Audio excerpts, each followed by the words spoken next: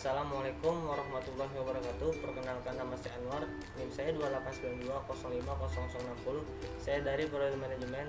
Tujuan saya untuk membuat video ini untuk melakukan tugas ujian tengah semester dengan mata kuliah Manajemen Pemasaran 1 dengan dosen pengaku Bapak Dr. Lamere Kaspar MPD.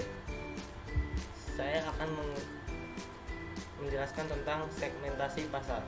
Segmentasi pasar adalah sebuah strategi yang dilakukan oleh perusahaan untuk membagi kelompok konsumen ke beberapa kategori seperti kebutuhan, karakteristik, maupun perilaku yang berbeda di dalam suatu pasar tertentu. Pelaksanaan segmentasi pasar membutuhkan beberapa proses dan tahapan yang turut serta wajib dilakukan menggunakan algoritma supaya mencapai sasaran yang diinginkan. Sederhananya, segmentasi pasar juga bisa didefinisikan menjadi proses identifikasi serta analisis pembeli terhadap produk dan keterkaitan antara disparitas diri konsumen yang ada di pasar. Pentingnya segmentasi pasar, yang pertama itu mengapa segmentasi pasar dibutuhkan dalam berjalannya proses suatu perusahaan. Soalnya menentukan segmentasi pasar sangatlah krusial agar perusahaan tersebut dapat memasarkan produk secara sempurna dan tepat sasaran. Yang kedua, apabila perusahaan dapat melakukan segmentasi pasar dengan cara yang efektif, bahkan secara pribadi, perusahaan turut mempertinggi efektivitas pemasaran dan pula efisiensi asal daya perusahaan. Yang ketiga, contohnya sebuah perusahaan penyediaan jasa les bahasa Inggris. Walau jasa yang disediakan sangatlah umum, tetapi pentingnya segmentasi pasar di bidang ini adalah untuk menentukan segmentasi yang tepat. Apakah jasa ini untuk pelajar dasar atau mahasiswa, atau malah untuk para pekerja yang membutuhkan sertifikasi. Bila perusahaan menyasar para pekerja dengan jasa pengajar untuk mahasiswa, maka akan terjadi ketidakselarasan yang berujung tidak lakunya jasa yang perusahaan tersebut tawarkan. Tujuan segmentasi pasar yaitu meningkatkan pelayanan konsumen supaya lebih baik. Setiap pembeli atau konsumen saya akan memperhatikan 4 yang krusial ketika memenuhi kebutuhan, yaitu harga, kualitas, pelayanan, dan ketetapan waktu.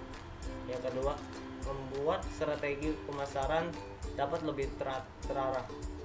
Dengan adanya market segmentation, taktik pemasaran pasar yang homogen mampu lebih terarah, termasuk waktu penyusunan harga, produk, distribusi, dan promosi. Selain itu, memakai adanya segmentasi pasar, pengelompokan pasar sebuah perusahaan bisa lebih terarah, termasuk dalam mengarahkan dana dan usaha ke pasar yang lebih menguntungkan. Yang ketiga, dapat digunakan buat merencanakan bisnis dan mengevaluasi target. Dengan adanya segmentasi pasar, sebuah perusahaan mampu melakukan evaluasi terhadap semua aktivitas pemasaran sebelumnya. Hal itu tentunya bisa membantu perusahaan supaya mampu mengetahui taktik pemasaran yang sinkron, menggunakan ciri pasar supaya mampu sebagai acuan waktu dan menciptakan perencanaan usaha ke depannya. Yang keempat, dapat mengenal lawan perusahaan. Sesudah perusahaan tahu pembeli yang terdapat dalam segmen pasar, selanjutnya perusahaan juga mampu mengenal siapa yang termasuk kompetitor pada sebuah segmen yang sama. Selain itu, aktivitas kompetitor juga mampu diketahui sang perusahaan. Dengan demikian, maka perusahaan mampu mencontoh dan memeriksa taktik pemasaran yang dilakukan sang kompetitor tadi supaya mampu merogoh perhatian konsumen. Manfaat segmentasi pasar. Berikut 6 manfaat segmentasi pasar seperti: yang pertama, ide pemasaran suatu perusahaan lebih terarah. Yang kedua, membantu perusahaan dalam mengatur produk. Yang ketiga, membantu perusahaan mendapatkan pasar segmentasi. Yang keempat, memudahkan perusahaan buat mengatur budget. Yang kelima, meningkatkan daya tarik konsumen. Yang keenam, memperoleh posisi yang menguntungkan. Syarat-syarat segmentasi pasar. Berikut adalah syarat-syarat segmentasi pasar yang dibutuhkan oleh pelaku usaha, yaitu: yang pertama, terukur, yakni pengelompokan pasar wajib mampu diukur baik luasnya, besarnya, dan daya beli pembeli atau konsumen pada segmen. terjangkau, yakni segmentasi pasar wajib bisa dilaksanakan oleh karenanya taktik pemasaran yang sudah dibentuk mampu dijalankan dan mampu menaruh pelayanan pada segmen pasar sebaik mungkin.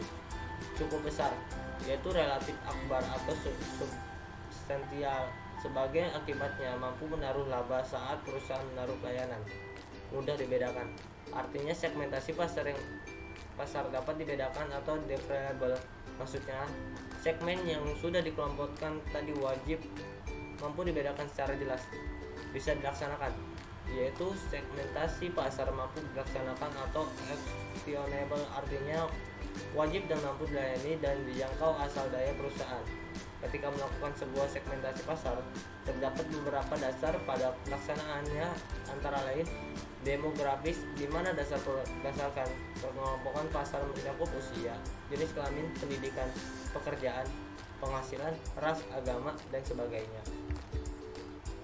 Jenis-jenis segmentasi pasar, yaitu yang pertama segmentasi perilaku. Segmentasi ini membagi konsumen menurut pengetahuan, loyalitas, respon dan penggunaan konsumen terhadap produk atau jasa yang Anda tawarkan.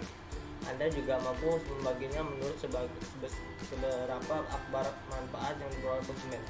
Contohnya, apabila Anda menjual kuas makeup, lakukan kenaikan pangkat online Anda pada lokasi yang menjual makeup. Hal ini akan menaruh Anda peluang lebih besar. Yang kedua, segmentasi psikografis. Segmentasi ini membagi konsumen menurut hal yang disukai, aktivitas yang dilakukan, dan pendapat konsumen.